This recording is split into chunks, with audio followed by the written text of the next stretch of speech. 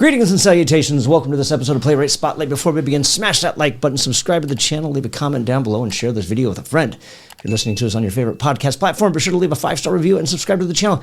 My guest today is a Canadian-born comedian, actor, writer, and musician. He's best known for his roles in Tommy Boy, As Good as It Gets, and the most brilliant, in my humble opinion, sketch comedy show ever to air on television. Wow, I wasn't on Monty Python. Is that what you're confused about something? Even better than Kids in the Hall Don't Tell Dave Foley. Wow. Ladies and gentlemen, please welcome Paul Greenberg.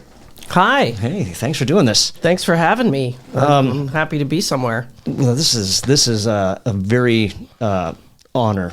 Oh, I'm not joking. I really honestly did as short-lived as Vacant Lot was. Very really short, thought. just like me. Extremely. Well, you guys had actually been not approved. Like you were going to do another season, like 9 episodes or something, and then like Comedy Central got sold or something. No, we wrote. So we produced our first run was only 6 episodes because that's CBC. That's Canadian Broadcasting Company, because we were a Toronto sketch group that started in the same club that the Kids in the Hall started in, which was the Rivoli. And the Kids in the Hall, that's kind of why we got into sketch, was, we were in our early 20s, we would go see them before their show. And they got signed by Lorne Michaels, and they got a TV show. And then it was the 90s, and it was a very exciting time for sketch. And Lorne Michaels came and saw us and said, you guys can have a show too, I guess. And then we wrote it in New York, and in the Brill Building, of all places. I don't know if you know that building. If you look it up under all the greatest songs ever written in the 1970s. Right. Every song was written in this building. Carole King was in this building. Paul Simon was in this building. It was kind of funny. But we wrote it. We did 6 episodes. Comedy Central and MTV became co-partners in this for some reason, because the Kids in the Hall were already on Comedy Central and HBO. And we did 6 episodes. And we really, it was like, we were really proud of them, and they were some of our material that we had already been playing for 8 years up to that point. And then the CBC canceled us. Our Canadian place canceled us. But that wasn't before they had picked us up for another season. So we wrote the whole season. It all got written. And then we got replaced by Rita McNeil. You can look her up. She's no longer with us. She was a folk singer who sang about miners trapped in mines, and she got her own TV show and kicked us off the Canadian air. Wow. So, but Comedy Central kept playing us over and over and over all the time. So Canada didn't want us, but Comedy Central did somehow. And that just kept going and going and going. For a couple of years, we just played in constant rotation on Comedy Central, and that brought me to LA. And we wrote, we even shopped that second season around to like Warner Brothers, and it became this big thing. And we came very close to actually getting another season on another network. And then, what happened? Oh, it didn't happen. That's called show business, apparently. Did any of those sketches were they ever seen like on stage or anything? Did you ever like do them live or were they really made for television? I used one of the sketches as my audition for SNL. I remember, which I thought was a really I play an alien who is breaking into everybody's broadcast to say we're taking over the Earth. But he's got the wrong information about Earth. So he keeps pausing. Excuse me, can you hold on a second? And a guy whispers in his ear. It's like, I can't really remember it, but people of Earth, and it was, I could look it up somewhere. But it was, that part went well in my audition. The part where was another bit we used to do where I played Paul Simon, That was in the second season, where this was a long time ago. So there was a song. Paul Simon did that great album with that the African backup band and everything. You remember, like people say I'm crazy. I'm all Is that the You Can Call Me Al or no? You Can Call Me Al. Yeah. Exactly. So we thought it would be funny because we thought it was funny that he kept, he made all the money and they didn't. We just thought that was funny. So I play Paul Simon, and the song kind of went, people say I'm racist. I'm a white guy with no conscience or soul. Turning African rhythms into rock and roll. Making lots of money is my goal. Anyway. Sounds like a jingle. It was all about that. And, there's a lot of... Paul Simon didn't come off well in that. That was the joke. But they told me at my audition, as I'm about to do it, the stage manager comes up to me and goes, don't do the Paul Simon thing. And it's 5 minutes to my audition, where you sit literally in front of Lauren. He sits in a chair alone, 5 feet in front of you, and you sit on the SNL stage, and he just looks at you. Doesn't really laugh. I've actually never seen him laugh. I don't think anyone has. And they told me, don't do that part. I wouldn't do it, man. He's best friends with Lauren. Oh, no. And I was like, I don't have any other material. I mean, you're telling me this right now? You could have told me this before. And I said to, I think his name was Joe Dixo. He was a legendary stage manager there from the beginning. And I said to him, look, Lauren's, he's a comedy writer. He's going to think it's funny. Trust me. And he went, oh, okay. So I started my song. The first part went well, and I started my song. People say I'm racist. I'm a white guy. And Lauren just looks at me and crosses his legs. And then I can see behind him, Joe Dixo, the stage manager, just put his head in his hands. Like, oh no. And I didn't get it. And apparently I was really close. It was between me and Dave Koechner, I found out later. Oh. And that was a sketch from second season. That was one from second season. I also had Breakdancing Through History. I remember that. That was one. Breakdancing Through History was like Civil War. That's how they would solve their problems with cardboard and spins. Those are one of the things. So maybe it wasn't going to be a great season. I don't know. I think it would have been brilliant. Would have loved to have seen it. How much of sketch writing is collaborative? It's all collaborative. If you're, at some point, unless it's a monologue. Sure. Right. Which we would do. We would do monologues. You come in with it and do, say I wrote this thing. But our troupe would write as a group. Someone would come in with some ideas sometimes. But it would all turn into a group thing, Everybody kind of brought different stuff to it. And the thing about sketch comedy is you have to work with other people. Mm-hmm. You're not like a playwright sitting alone and drunk in your place writing your play. You have to work with other people, and your idea has to be good to get through, because you can't fight to get your idea through. It has to, it has to work. What makes a good idea? Something, I always think a good idea is something that you can't believe you didn't think of it before. That to me is always the best idea. You go, oh my God, I can't believe, or you go, has someone done this already? And then if they haven't, that's pretty great.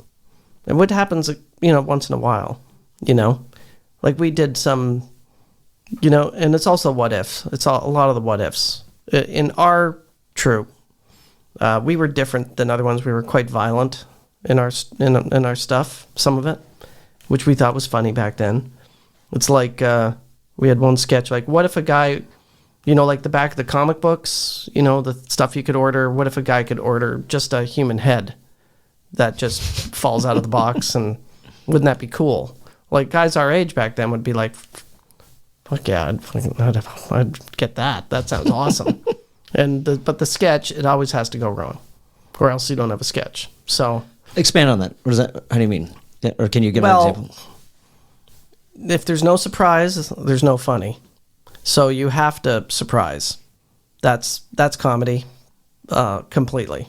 It's like, even though you're hoping something might happen, you're still surprised it does happen. So like in the head of the month sketch, there's two roommates. The box arrives, and they dump it out onto the table, and it's scared because it's a human head that's alive, and it doesn't know where it is, and it's looking around, and then they're like, "Wow, this is great," and it's like, "Oh my God, we got this human head. It's gonna be so much fun to like just have it around," and then it won't stop screaming. So that's, because it's a guy with his head cut off and he doesn't know where he is. So there's a logic to it. And that's funny because it won't stop screaming. And then the whole sketch is them trying to make it stop screaming, but then you have to find a clever way to get out. Because SNL is famous for the worst endings in history. I mean, they have these great things and then they just peter out. Our thing was, we can't do the sketch unless we have a great ending. We wouldn't do it. We had a lot of sketches we never did because we couldn't find a way out. So, and this one is, we had to figure out, Rob was a guy in our troupe, he played the head. We had to figure out a way to feed him like he's a pet. So we thought, you can pick up popcorn just with your tongue.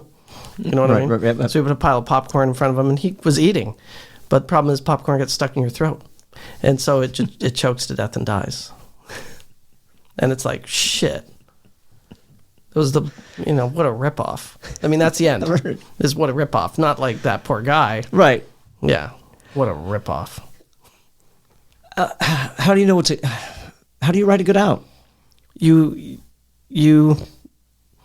slave over it. You sweat. You sweat over the out. That's the hardest part, I think. The hardest part is feeling satisfied at the end of a sketch. I mean, our sketches always had pretty big endings. We were more proud of the endings than we were of some of the sketch.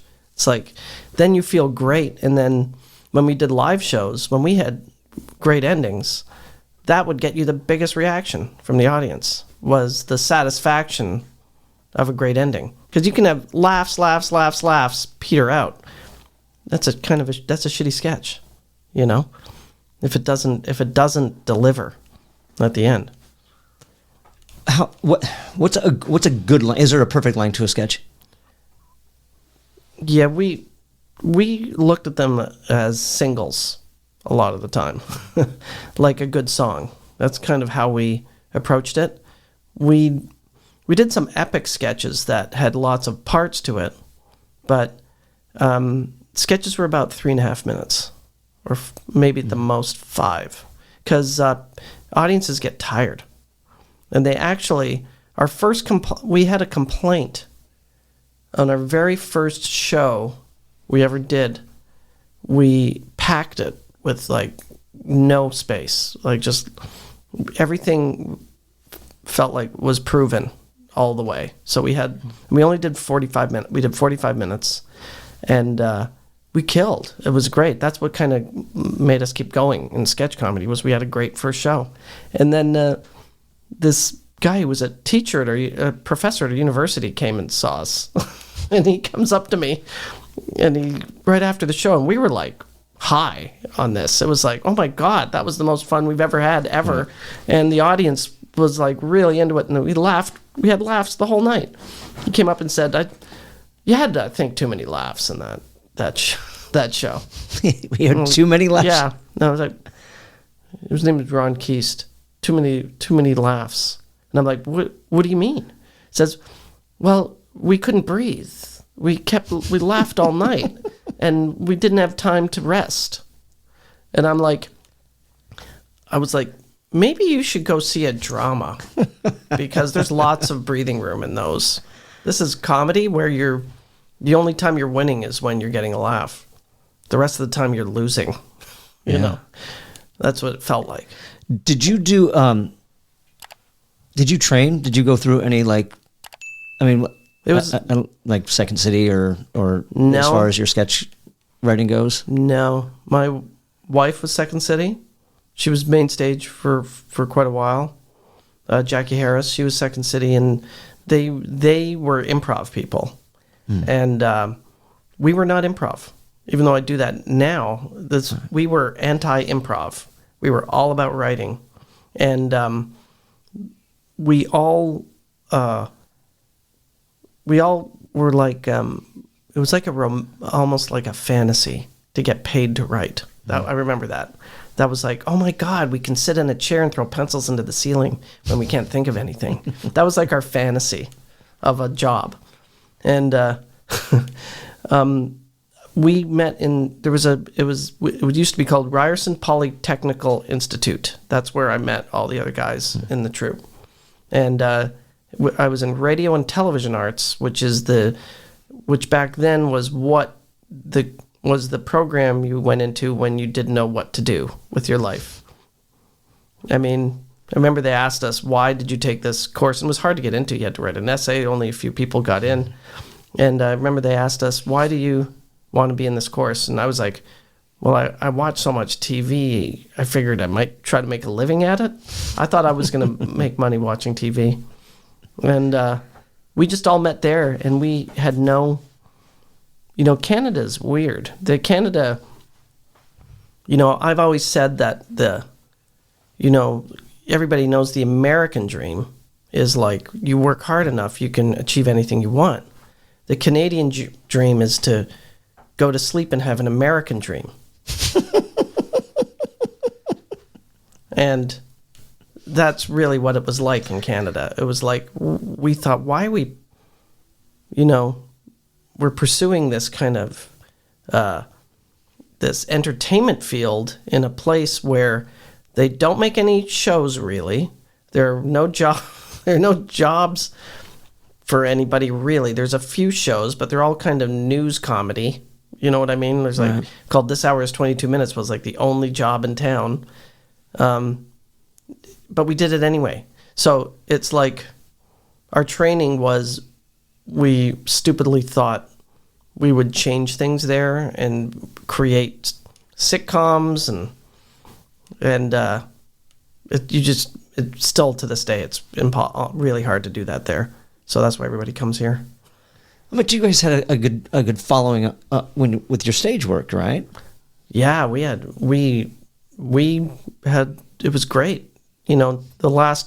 For like 5 years or longer, we had like lineups down the street. I mean, comedy was in Toronto was awesome. There were a lot of troops, I mean, we had like, Norm Macdonald opened up for us, back then. And, like different, like, I remember even one time we opened up for the Boomtown Rats.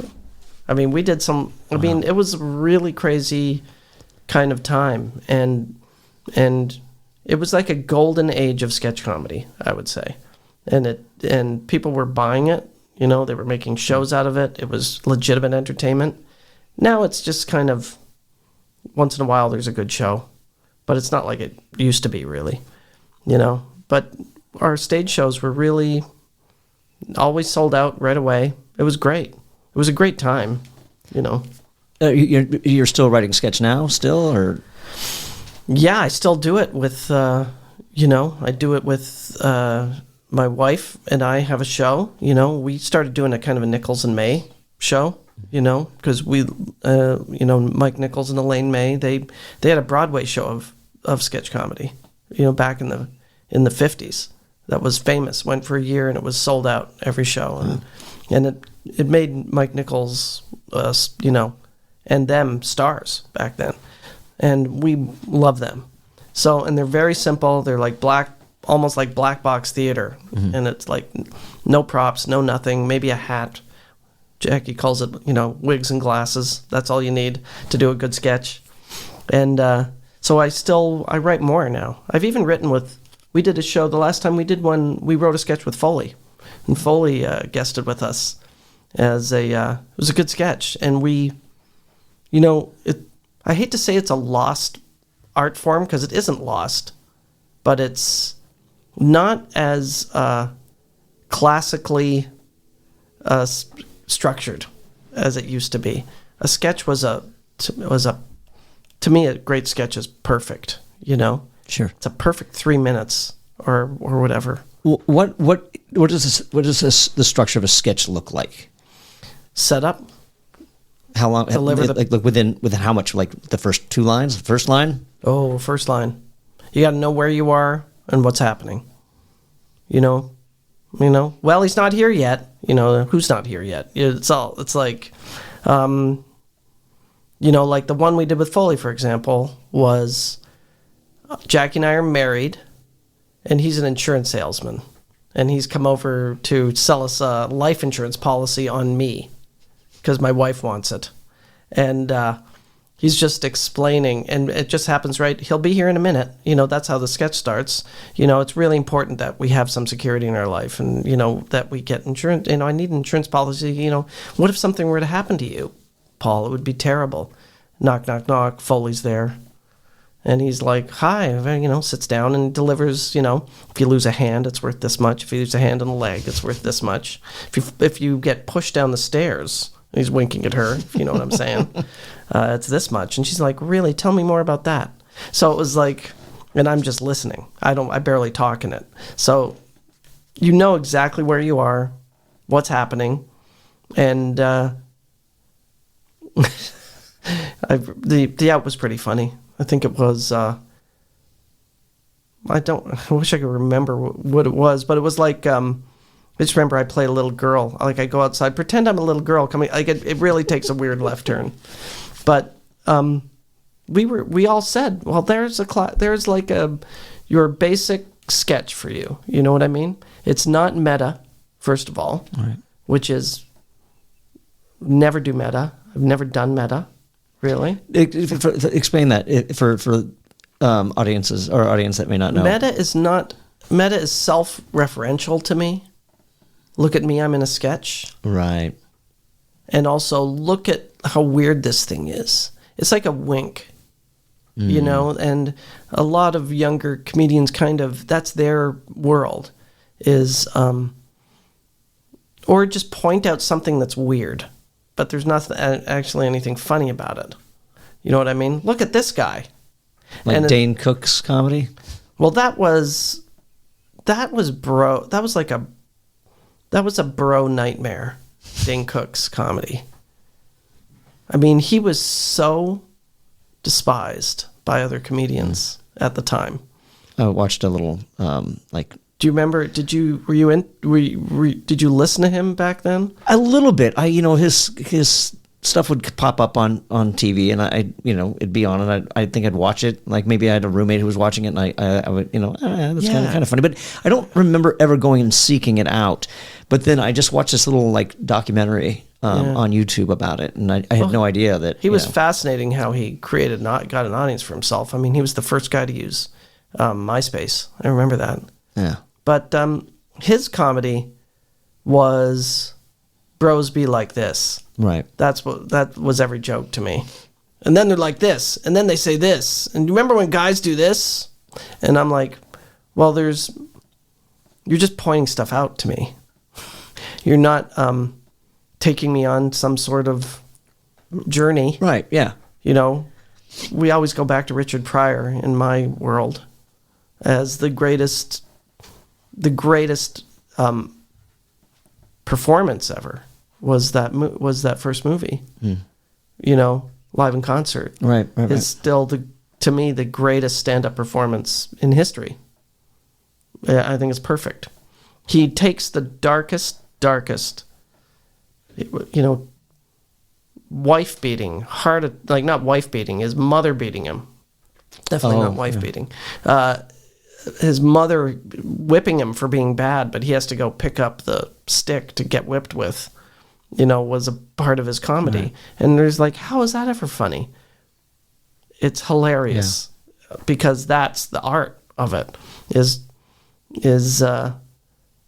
everything. It has to have some truth. to it. Right. Right? Like, meta to me, has no truth to it.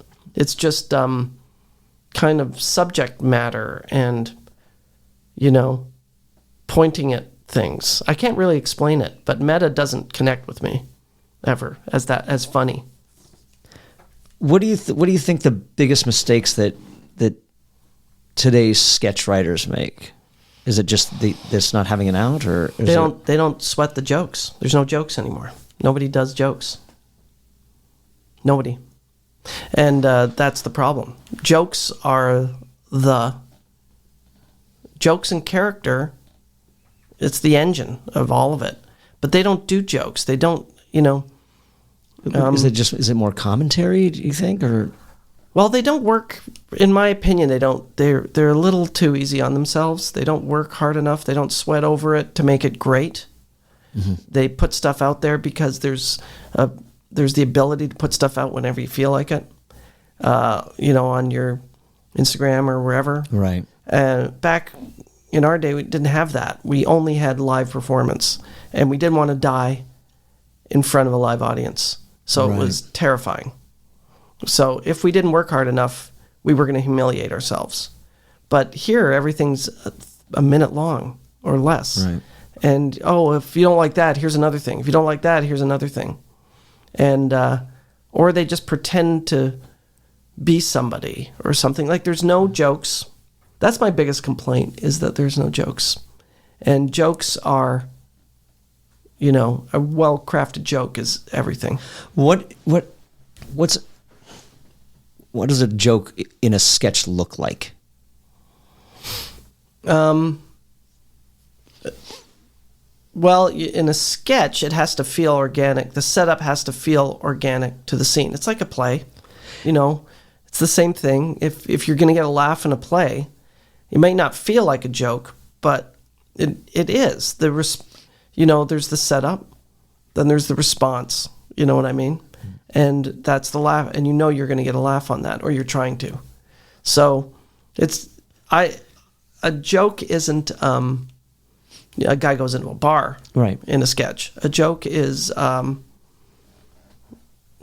wish I had some sketches in front of me because I have terrible memory. This is one of those things that I do. I'll put people on the spot and I'll ask them something that they're not going to know because they're not in the midst of doing it. It never fails. There's always one part of an episode every time that I'm like, I'll ask you a question, and it's like you're not in the middle of doing it, so you're not. It's hard to draw upon those things. So if you were to take a famous sketch, like everybody knows the parrot sketch. Sure. The guy comes in and complains this parrot's dead. You sold me a dead parrot. And then he tries to return the parrot, I think, and he says, he denies the parrot's dead for the whole time. It's just sleeping and all that. And then he wants his money back. The parrot's, well, I'm not going to take that parrot back. It's dead. So to me, that's a joke, right? Because you set it up, and then there's the surprise at the end. Okay, so all right, I suppose that's me overreading into what your comment was. There's no jokes, and it's not that there's jokes inside the sketch, but there's the sketch itself is the joke. I suppose is that my? It's all a joke. A joke is just I guess there's a broad term for jokes. There's a stand-up where a stand-up tells a joke. Right. In a sketch, it's two characters have a conversation, and within that, there's a setup and a punchline from one of them. You know what I mean? Those are jokes. I would still call those jokes. I don't know. I mean, anything that gets a laugh is a joke. Like in a Neil Simon play, the jokes come, 5 a minute. Right. They just constantly roll at you. You know what I mean? But they're also within the context of the story. So it's you can call it a funny play, I guess. But they really are jokes. Can you have too many characters in a sketch? Well, yeah, you can have too many characters in anything. you should only have people that are supposed to be there. Right. I mean, everybody should serve a purpose, or don't be in the sketch. You know, it's like a good movie. Don't have the scene if it doesn't do anything for the movie. Cut it. You know, so I mean, that's how we would cast things. Is like, who are the characters? You know, you wouldn't be in a sketch just to put everybody in the sketch. We'd never do that because nobody wins. The audience, you know, that's just kind of pandering, you know, to making actors feel better. Sure. And it's like, if you don't have anything to do, don't be in the sketch. Sit this one out. So you guys show up, and then what's the next step? You're in the room. Is that the first question? Who are the characters? Or does it start before that? The way we would write is just we'd decide to all meet. You know, you're self-regulating when you're in a sketch troupe. You have to make an effort to work, right? Some people like working harder than others. Some people sometimes don't show up.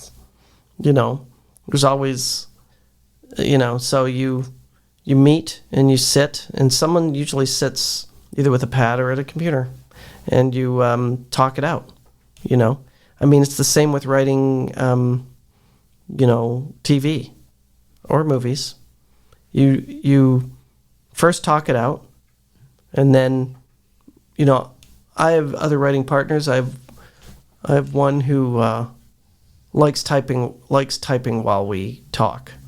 And as the lines get thrown out, they get written down because you forget them. Right. You know what I mean? Yeah. And, you know, you just have to, have that initiative to, again, it was, a friend of mine told me it was James Burrows, the famous TV director, who directed, you know, every pilot in history, Friends, Frasier, everything. He gave my friend, who's an actor, advice once years ago, and he said, "Sweat the jokes." That's all he said. Sweat the jokes, and he says, and that means don't move on until it's great or perfect. You're not allowed to move on. You don't skip it and come back to it. You get it right.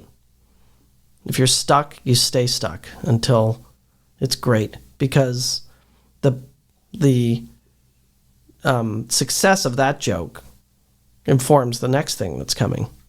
You know what I mean? You can't leave holes. I've tried that. You gotta stick to it. It's hard work, and you know, but it's not hard. I hate that word work, and I hate that word hard, because it's not work and it's not hard. If you're writing, you're doing it because you have to. That's how I think good people write. Good writers write, is they can't help it. They have these things they got to get out, you know. But don't be hard on yourself. Be really hard, and it pays off. You know, if you don't, you're not going to be left with something very good. It's just going to be okay. And who wants to ever even see anything that's just okay? No, nobody. Right. Yeah. Well, how do you know that it's funny? Well, you know it's funny to you. Sure. That's about it. Okay. Have you ever staged something where you think, all right, this is hilarious, this is great, and then it just falls flat and just doesn't land? Yeah. Oh, all the time. That's the fun, is dying on stage with someone you like. You know, in trust. It's great to, you know, when you die on stage with someone you trust and like, it's like, those are the stories you remember as opposed to the wins. You remember the bad stuff. I mean, we have some pretty bad sketches, some pretty bad times. I think those are hilarious. Do you think that I mean, I did a Christmas sketch show for a while, and we had moments that we called rehearsal funny. Like, it's funny in rehearsal, but then once we get it on stage, it's like, it's not so funny anymore. Yeah. Is it like that, or, you know? Yeah. Well, there's rehearsal funny. I totally understand that. It comes with experience, you know.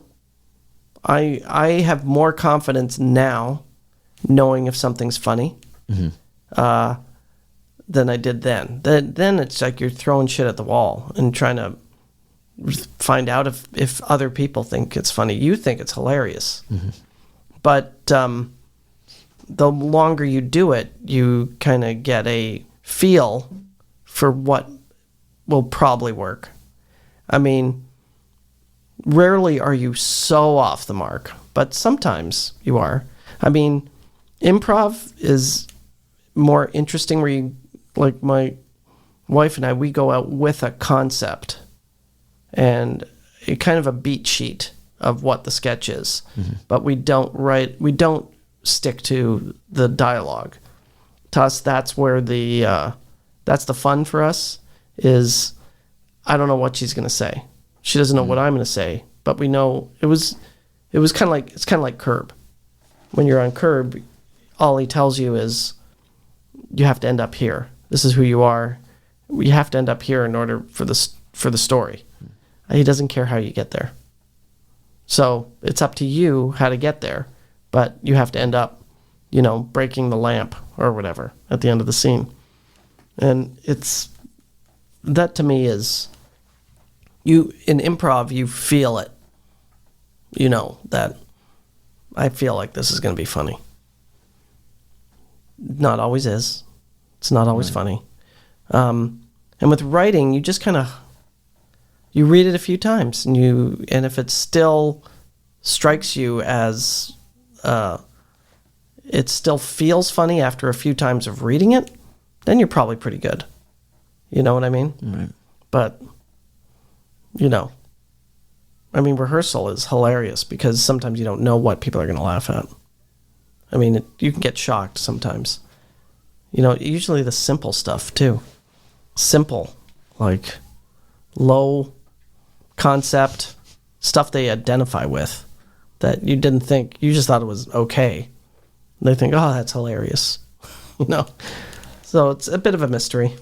Because it's, and now I don't know how I feel. I mean, listening to you talk, I feel like I've been a little rough, like on Second City, because when I was going through improv, at IO, we'd go and see some stuff over at Second City, and it's just like, LA Second City? Yeah, and more often than not, I'm just like, you should. Was that a main stage or were those classes and stuff like that? Some of them were like the high level classes, and some of them were main stage, and it's just like you should know whether or not that was funny. And I can't believe that you put that on stage. And more often than not, I would say 95% of stuff that I saw at Second City was just didn't land, didn't go anywhere. Well, Second City had an amazing time. They went, obviously in the 70s in Toronto. Right. The main stage cast was SATV. Right.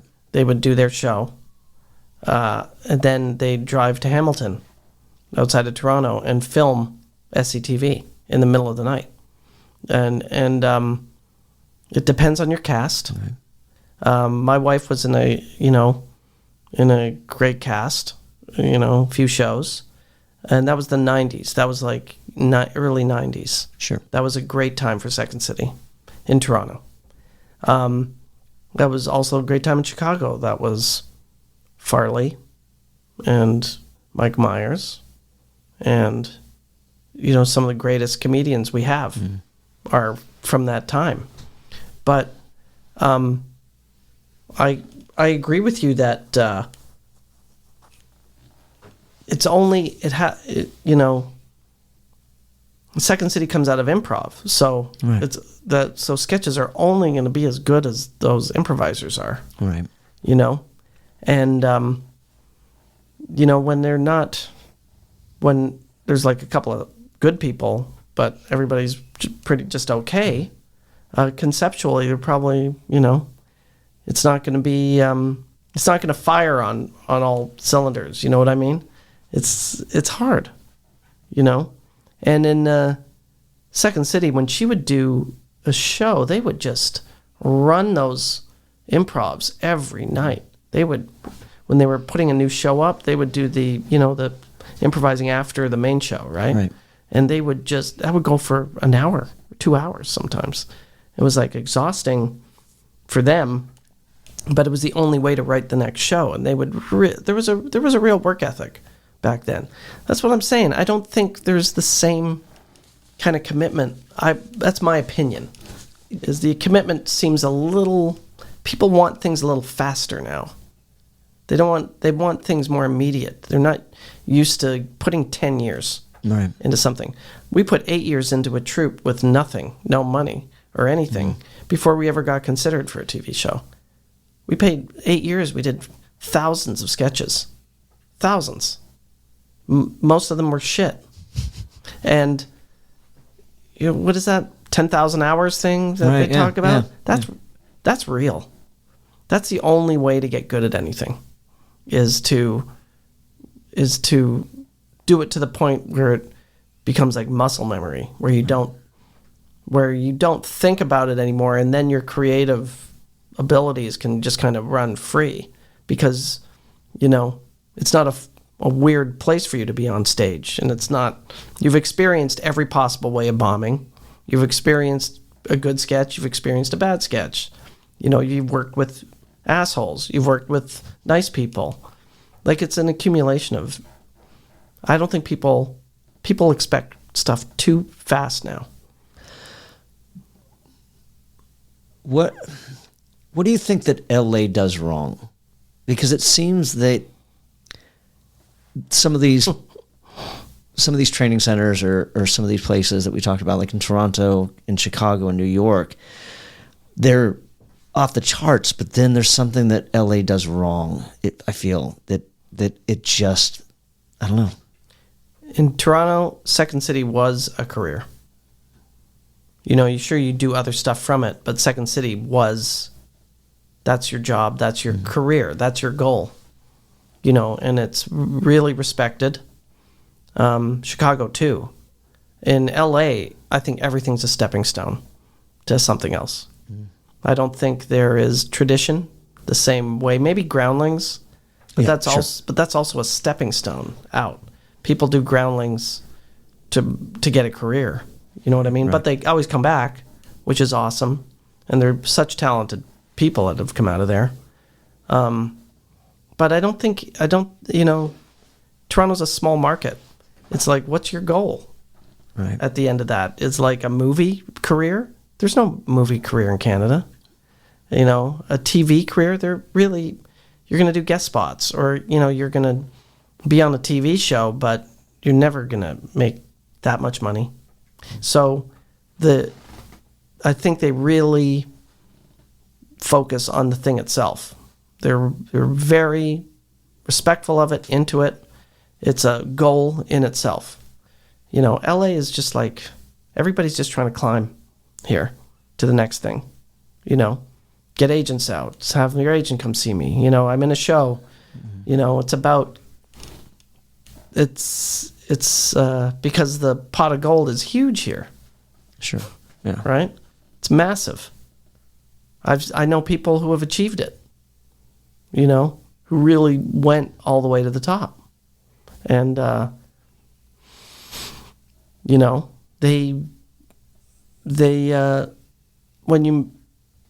when your name gets big in LA, it means more career-wise. Mm-hmm. When your name gets big in Second City in Toronto, you're just really awesome. And you're an amazing performer at Second City, Were you guys writing when you started with Vacant Lot? Were you guys writing to go to to try and get a television show, or were you just doing it because you loved it? Our goal was always a TV show, because where else do you go with a sketch show? We weren't. You perform live, I guess, but it was a time too. Remember, they were giving people sketch shows, right. So yeah. I mean, we thought it would never happen. I thought it would happen for some reason. I don't know why. I just thought, if we don't quit, chances are we'll get something out of this. But most people quit. They don't stick to it long enough. Theoretically, stick to it long enough, you might get something. You know. But I mean, if you guys had a good following, you went for 8 years, and you were, I don't know how frequently did you do shows? Once a week or every 2 weeks, you know. Every Monday, you know, I think was Monday nights were comedy nights at the Rivoli. And did you get of weeks, at least twice a month. Did you get any of the proceeds, any of the box office, or it was just it was like nothing. It was nothing. I mean, we didn't pay for the venue. All right, okay. I mean, we booked it through the bartender, Carson, who was awesome. We had to pay our lighting guy, Jerry. Mm-hmm. I mean, he got $100. That was like a lot of our door. You know what I mean? What were you guys charging a ticket? $5. Okay. I think we went to 10 when we got popular. Okay. And people didn't like that, I think. But we still sold out. We had a few years of really packed houses, and that was super fun.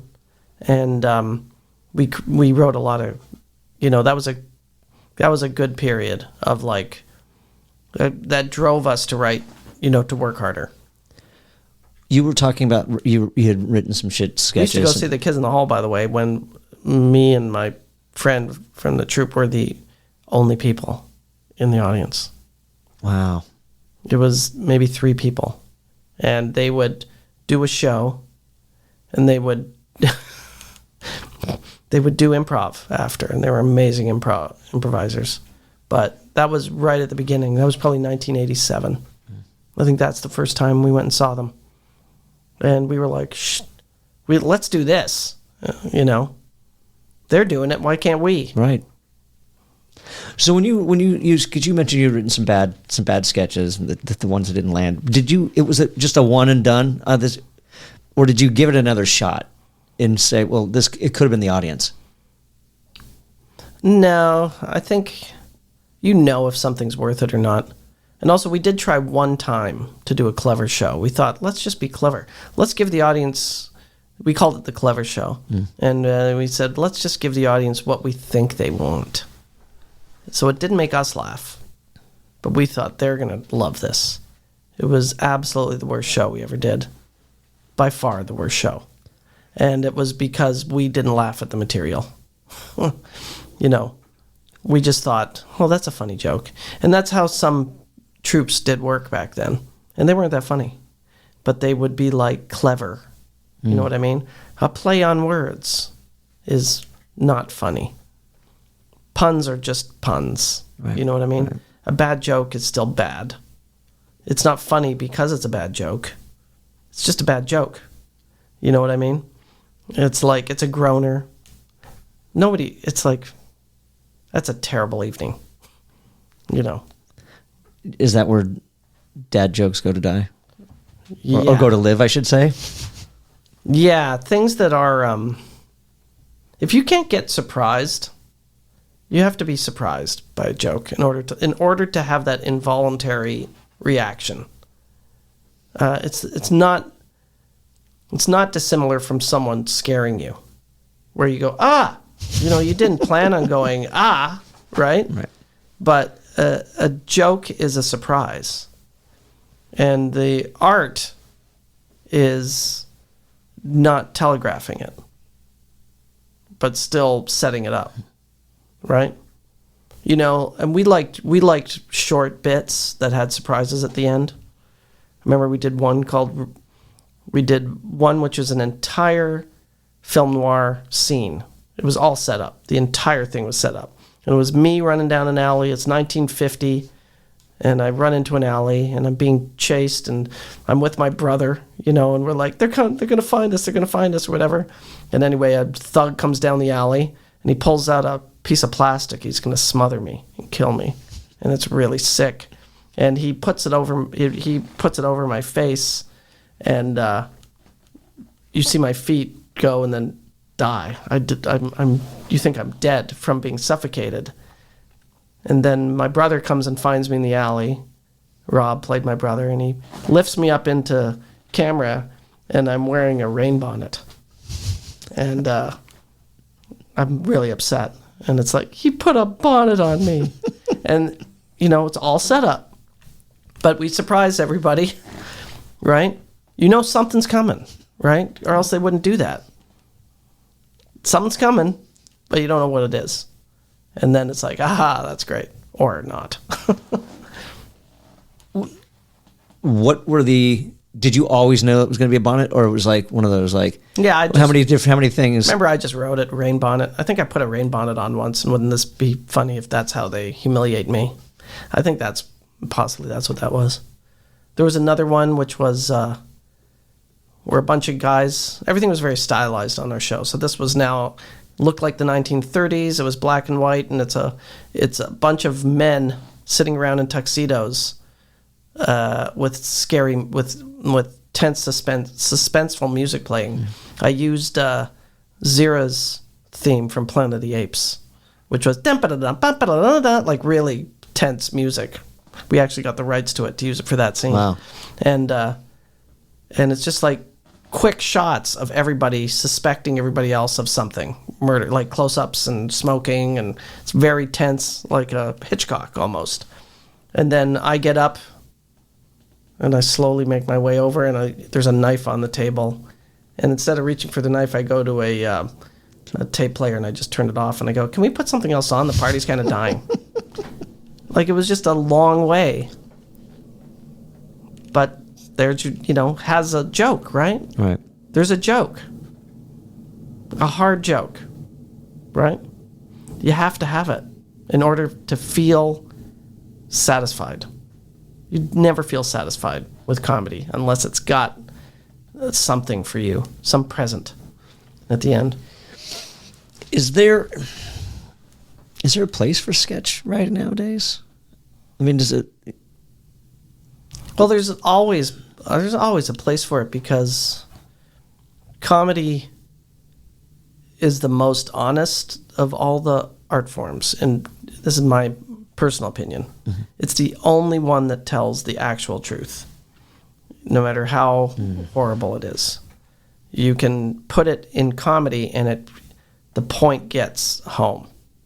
There's no question. It's not drama where it's open for interpretation. Comedy is truth, honest, and when it works. And so I think there's always a place for that. I mean, Jackie and I do a show now, and we take things from, that relate to us now. We're not 25. So me going into a pot store, and there's some 22-year-old girl who thinks I'm 90 for some reason. And I'm just there to get something to sleep, to help me sleep.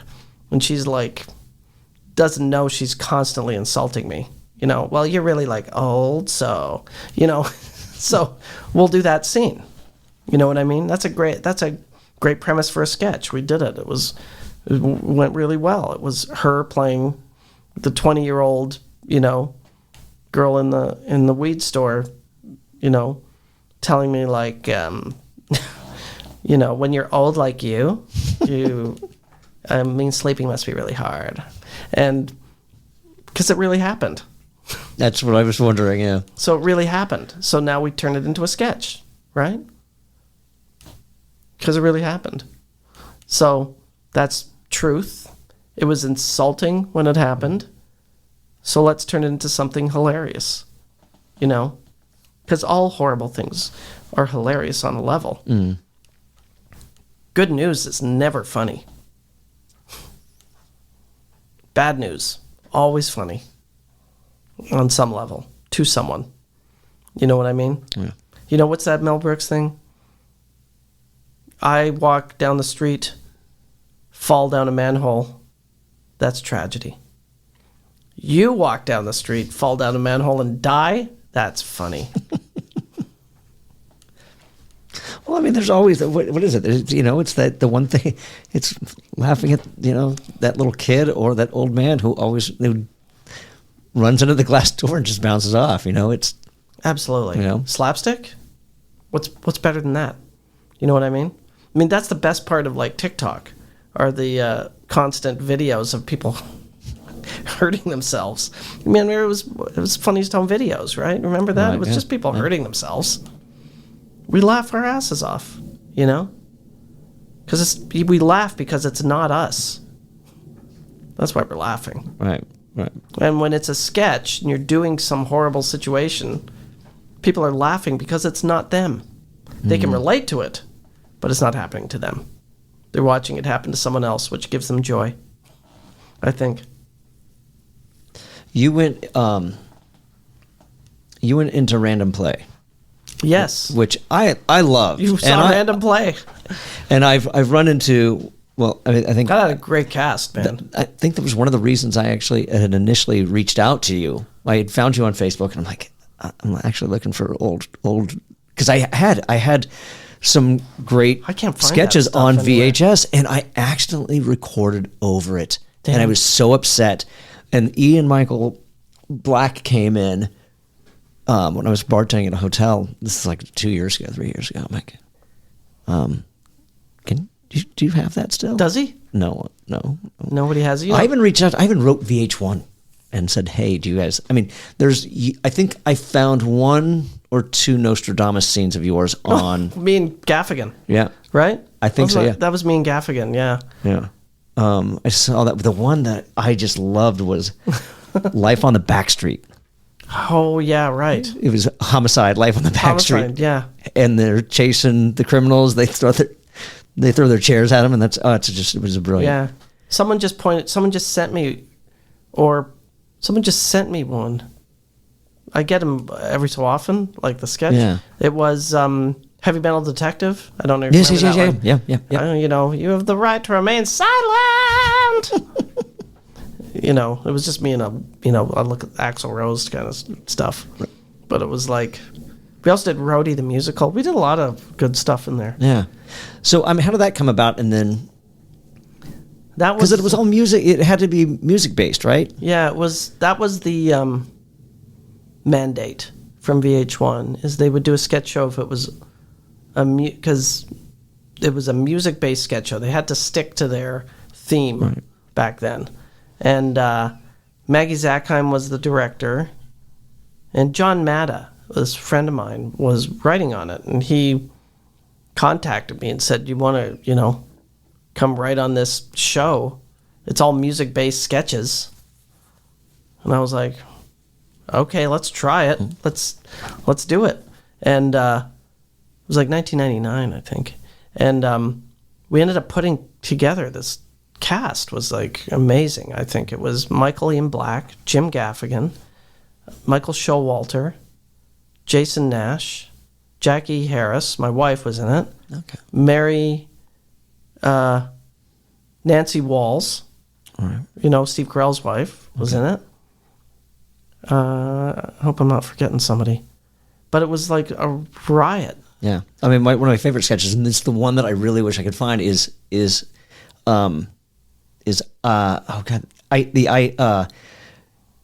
TI, Tambourine Institute. Oh, I love that scene. It's so hilarious. I love that. That's a Michael Ian Black scene. Fucking love that scene. What was it? It was like Betty from the Archies and so-and-so from the Partridge Family and Betty from the Archies.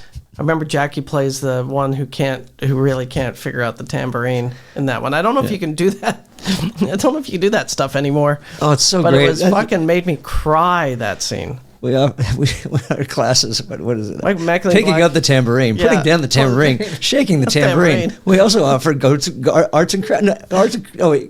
and tumbling and things. It was awesome. That was a great sketch. Yeah. We also, I remember I wrote one with Jackie because she wanted to meet David Cassidy. And so wrote a scene and sent it out to David Cassidy to see if he'd come in and do it, and he did. That's awesome. And the day David Cassidy came to the set, every woman who worked at VH1 was somehow on the set with lipstick on. It was the funniest thing I ever saw in my life. They were all just there to see him. He was the first person I met when I started bartending at the hotel, and I didn't realize that we had a good hour conversation. Oh, that's nice. And then the general manager came over. He's like, "Was David Cassidy just down here?" I'm like, "Oh my god!" You didn't know it was David Cassidy. I had no idea. Yeah. I had no idea. Yeah, I've had experiences like that where someone tells me afterwards who that was. Oops. Yeah, I know. Usually it's because they don't look great. I mean, I'll be honest. Where are you performing now? When you do your sketch? It's kind of funny. Jackie and I did our show at, well, we do a couple of things. There's this guy Gene Pack. I don't know if you know Gene. I don't think so. He writes these short plays that he writes them all, and he just kind of casts it with this great group of people. We used to do it with Fred Willard used to do it, and George Wentz and this thing. Like, it's all these people. You recognize a lot of them. And he puts those on at the Groundlings. So we have one coming up soon on that. I think on Sunday. We're just given our parts. We do it, and it's great. It's like, that's my kind of work. Show up. And they're not necessarily all comedy, but there's definitely comedy in them. Sure. And so we do that. But our show that we do, it's hilarious. We started, a friend of ours has we'll do it at theaters, and I also do a thing called Dr. Z. I don't know if you know about Dr. Z. I do. One of the last posts I saw, I was actually, I wanted to go, and I didn't. But then there was a picture of you posted, and like, oh, apparently there was a Dr. Z show that I wasn't invited to, and I'm like, well, I thought that was you, and that's what I think I'd reach out to you. I'm like, who? Yeah. If you're not Dr. Z, then who's Dr. Z? And yeah, right. That's when you said Dana Gould. Dana's Dr. Zayas, and I play Rusty, his sidekick, kind of like Doc Severinsen, who's not very smart. And we have a show coming up on the 20th, I think at Dynasty Typewriter, which is like, I think Patton Oswalt, Paul F. Tompkins, and a bunch of good people on that show. And it's like a talk show. So doing that. And Jackie plays my French-Canadian wife sometimes on that one, which is fun. And then Jackie and I, we started during the pandemic. Somehow we did a show at the Miramar Hotel in Montecito. Our friend, who's a member there at this private club, at this like billionaires club, said they have this room upstairs, has a piano. It's like a New York piano bar up at the club. You guys should come and do your show there. So we're like, okay. So we went and did it. The club is on the beach. And we had to keep the doors open because of COVID at the time. So all you heard was the waves crashing during our whole set. You could not even hear us. We had to mic ourselves in order to be heard. And it was an entire room full of, mostly, billionaires. So Jackie just abused them, really. He says, we're too rich to get COVID, stuff like that. But so we started doing shows there, and that was really kind of bizarre and fun. One day we're there to do a show, and our friend calls us up and says, Amy Schumer's here, and she wants to know if she can open up for you guys. And we're like, come on. No, she's right here. We hear her in the background. It's okay. I just want to do like 20 minutes, We're like, I'll tell you what. How about we open up for Amy? We'll go first, and then special guest Amy Schumer. And it was 3 days after the Oscars. Oh wow! And we did our show, and it's like our Nichols and May, 2-person sketches, and we're dressed nice. It's all very fancy because we're billionaires, and Amy came and just talked about the Oscars and did her set that she was going off to Vegas to do a bigger show, but she wanted to practice it. So that was kind of trippy. So it was her little own open mic night. It was wild, and the audience was surprised. We didn't tell anybody. Do billionaires laugh? They do. They laugh when you burn money. They love watching that. They think it's funny. Yeah. They pretend to give it to you, and then they light it on fire. I mean, I think it's mean, but I also think it's pretty funny. I'd probably do the same thing. And then we're starting to book shows again, so we'll book like probably Dynasty Typewriter, and we'll do an evening, you know? I mean, touring is not nothing I really want to do Sure, at the moment. sure. It's a lot of work. What do you, I mean, do you have, let's say there's a troupe out there that's just getting started, or maybe they want to get started. What do you have advice on for anybody who's like just starting out, or like who's kind of, I don't know, hit that rut where they're just like, I don't know. You have to put in the time in order to be good at it. No one is good at first. Everybody's bad. You know, you have good moments. You can't get good at anything unless you put in the time. And again, that's my big complaint, is people want stuff too fast. And, you know, there used to be, it's almost like an apprenticeship, you know, exists for a reason, is so you can learn the craft. And writing is definitely a craft, you know. And I would say don't be impatient, you know. And if it's not working out, it still might work out. Mm-hmm. Don't get discouraged. If you're not getting laughs, stop and don't do it anymore. Don't think, if you're not getting laughs. Comedy is the only thing where you get you instantly know how you're doing. Drama is like, I think it was good. That was interesting. Comedy is like, yes or no. So if you're if you're a singer and people aren't coming up to you going, that was amazing, my opinion, my advice is, please stop doing it. That's how I feel. Unless you have moments that are great, build on those, get better and better and better. But you have to have some talent for it. You have to have some talent for comedy. There has to be like indications that you should be doing it, right? You know what I mean? Yeah. Like that you're getting laughs, you're hearing laughs, you're getting great reactions. People are really enjoying themselves, right? Don't do it. It's just, I mean, I don't know why anyone would sing in a club if they're not great. I don't know why anyone would, not everybody has to perform. You know, you don't perform if you have something to offer.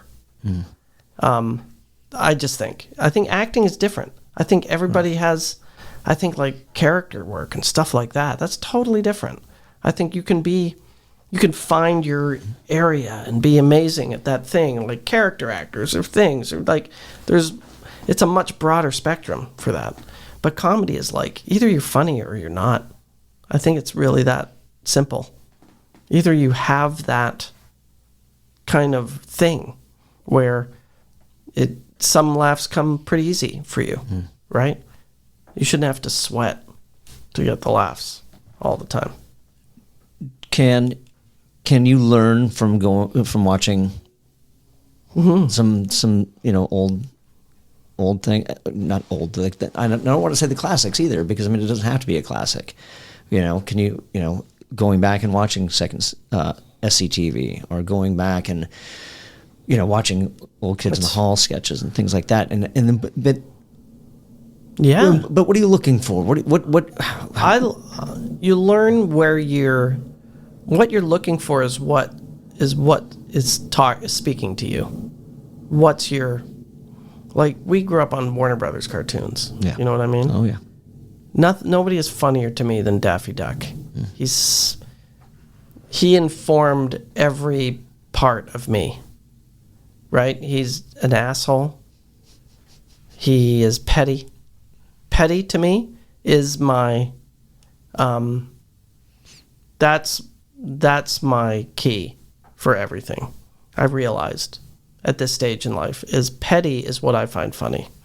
An adult acting like a child because we all want to is hilarious.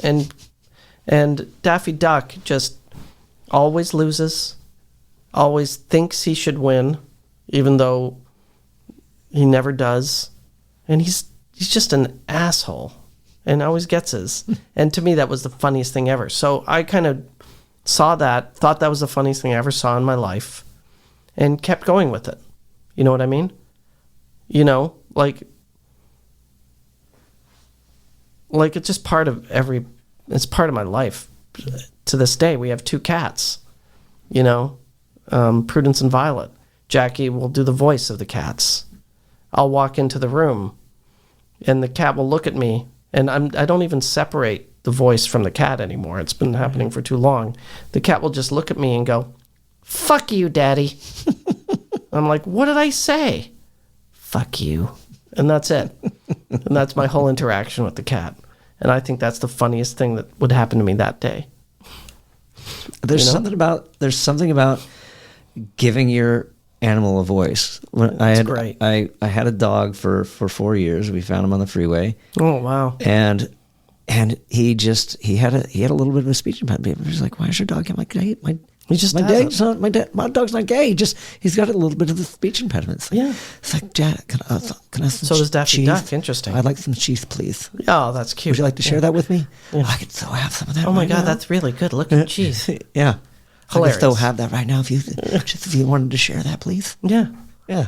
Then there's something that can get you by. Right. And I don't know, it just kind of personifies them, you know? Definitely. Yeah. I think you have to be a fan of something in order to learn, right? Like you said, you can watch sketch comedy. We all grew up on Python. Yeah. You know, Python was hilarious to me, but it wasn't my style. Right. It's not something I can write. But Young Frankenstein, funniest thing I ever saw in my entire life. You know, every time I think of Young Frankenstein, I think of the jokes. I think of him, you know, Gene Wilder is about to lock himself in the dungeon with the monster. And he says to them, "No matter what I say, no matter what I do." I mean, it's perfect. No matter what I say, do not open this door. You understand me? Yep. If I scream my head off, do not open this door. Got it. Okay, I'm going in. And he goes in, closes the door, and all the monster does is go, "Ugh." And he turns the door and goes, "Open the goddamn door and let me out, please. Oh, you fucking stinkers, you stinking bastards. Open up, I'll break your heads in." I think that's the funniest thing. I mean, that's my humor. That's what kills me. You know? There's the famous scene in that movie, which is the tap dance scene, the putting on the Ritz. Mm-hmm. Which apparently Mel Brooks did not want in. Right. But Gene wrote fought, that movie with him, right? Yeah, and he fought for it. Yeah. And it worked. How hard should you fight for something like that you really truly believe in, that, you know? That's the big question, right? We do it all the time. You don't know. If you really think something's amazing, and sometimes people don't get it. Sometimes they're not going to get your joke, but you know that it's going to be great. At least as far as you know. And the idea of not doing the joke, you'd rather quit than not do it. People fight a lot in comedy. There's a lot of fighting over stuff like that. You know, heated tempers. And, you know, I mean, he said to Mel Brooks, I mean, Gene Wilder had a better handle on that movie than Mel did, I think, because he told him, "I have this idea for a movie that you can direct it, but you have to promise me one thing." And Mel Brooks was, "I love this idea. I want to write this. What do you need?" And he says, "You can't be in it. You'll ruin it. Promise me you will not appear in this movie because you're terrible." And you'll ruin the movie. We have to do it like a real movie with real actors, not you. And Mel Brooks said, "Okay." and he made it the best movie of his career. You know, but that was a collaboration with Gene Wilder. Right. So was Blazing Saddles. He wrote it with Richard Pryor. You know, but he put himself in that movie. But that worked because that's that kind of movie. But you know, sometimes you have to give it up to someone for, you know, and then afterwards you go, oh my God, you were right. If you're a decent person, you go, you were right, I was wrong. We should have put it in, it was great. I'm an idiot. I've been in that situation a lot. I have no problem with that. I just want the thing to be good. Sure. You know? I mean, do you think that you have to? You have to do it because if you don't... It makes you ill, makes you sick. Yeah, but I mean, what... you know, like let's hypothetically, let's in that hypothetical that scene wasn't in. That Brooks got his way, and look what we missed out on. And do you have to? Do you think you should have that attitude? It's like, look, if you don't try it, and put it in, then you don't know what. Yeah, I mean, if you're really committed to not your ego, and you're committed to making a good thing, you should put it in. Especially if you're collaborating with somebody, you don't shut them down. That's a collaboration. You know what I mean? They let you do things, you let them do things. If it doesn't work, it gets cut out. But to not shoot it or to not do something it's pretty bold. You know? You mentioned a lot of fighting in comedy. How do you resolve those moments? I don't fight anymore. That was more of a troop thing. I only work with people who I have a few writing partners. I like writing with people because we fill in the stuff that the other person doesn't do. Do you have an example? This is one of those on the spot. I write with a guy who has written a bunch of movies, but he's really good with women and dialogue. I'm okay with it, but he's really good. And so we wrote a movie starring a female character, and he just had his, you know, I'm better with kind of the bigger comedic moments.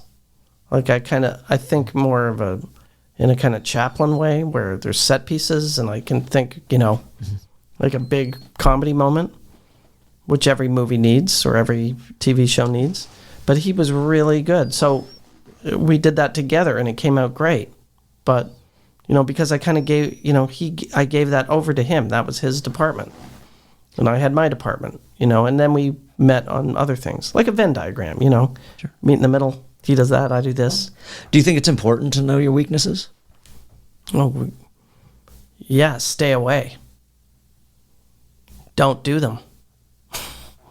You know, don't, but that's where time comes in. You don't know your weaknesses until you've failed. That's how you find out your weaknesses. I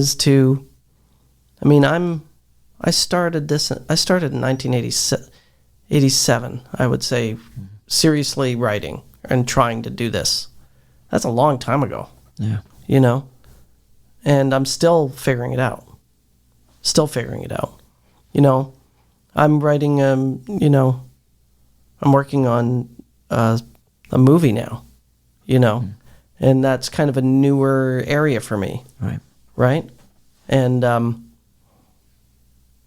I have to listen to the director and I have to listen to people and I don't know everything. I don't know, you know, and things are smaller in movies. Like you learn these things. Like TV's kind of broad, I think, you know, and movies, you only have a certain amount of real estate to do your whole story. In a TV show, you can spread it out over hours and hours and hours and hours, you know, but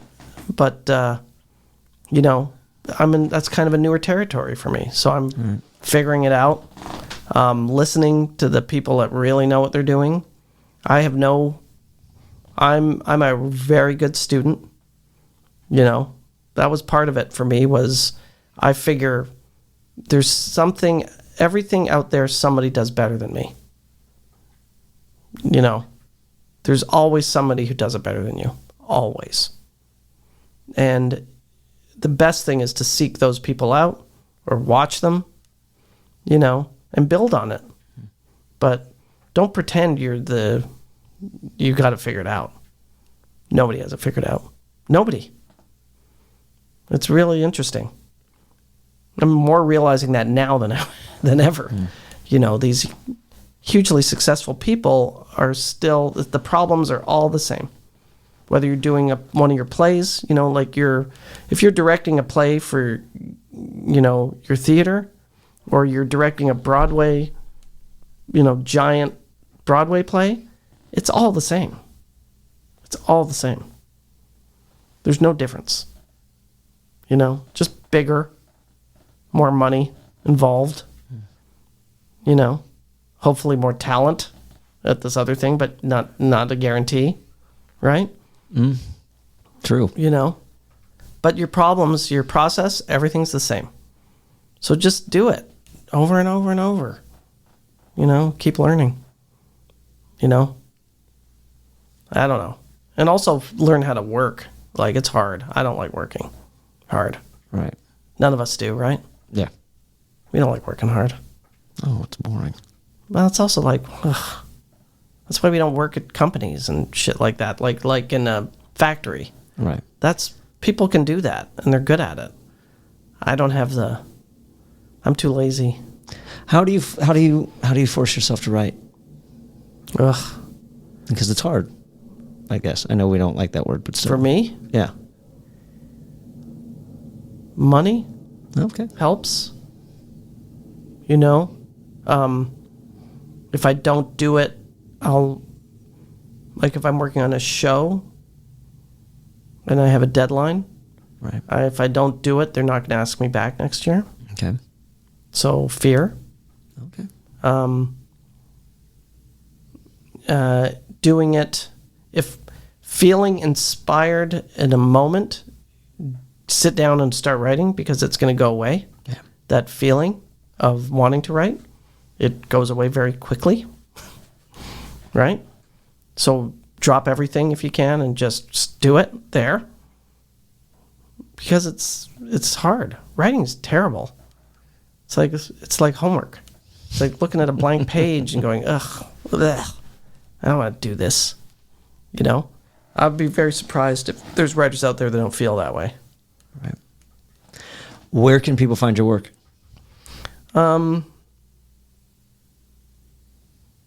Around, I mean, I write a lot of TV. I wrote a couple of TV specials, doing live performing. I have Dr. Z. You can go to hangingwithdrz.com, and we've done 3 seasons. There's a 3rd season coming out very soon of that. It's a YouTube show. And it's not Hang In with Dr. Z, it's Hanging with Dr. Z. And I'm working on Sonic 3, the right now. Hopefully that'll go well. I think it will. And I don't know if we'll see. It's been going well so far. I did on Christmas Day, you can see which almost feels like Christian programming to me, which is the Disney Christmas Day Parade. I've done that for a few years, and that's been a great thing for health insurance. But it's, the Christmas parade. It's on Christmas morning. It's been going for 40 years. It's sweet. Yeah. Right? So I literally have written probably every kind of TV show there is. I've worked on everything. So who knows what's coming next? I don't know. And then are you on the socials? I am. I have Paul Greenberg 1 on Instagram. That would be me. And also I'm also Rusty Steele, the sensational Rusty Steele. That's also my Instagram for my character on Dr. Z. Got it. So those are a little more entertaining. Those Unless you like pictures of cats. I mean, I would go to the Sensational Rusty Steel. And that's it. Nice. All right. Yeah. Paul Greenberg, thanks for coming on to the Playwright Spotlight. Thanks for having me. This was fun. I'm glad you enjoyed it. I did enjoy it. I'm glad. Me too. Yeah. No, I'm not lying. I actually did. You heard it. You heard it from the horse's mouth. Thank you for tuning into this episode of Playwright Spotlight. Again, smash that like button, subscribe to the channel, leave a comment down below, and share this video with a friend. If you're listening to us on your favorite podcast platform, be sure to leave a 5-star review and subscribe to the channel. And in the meantime, and until we see each other again, keep writing.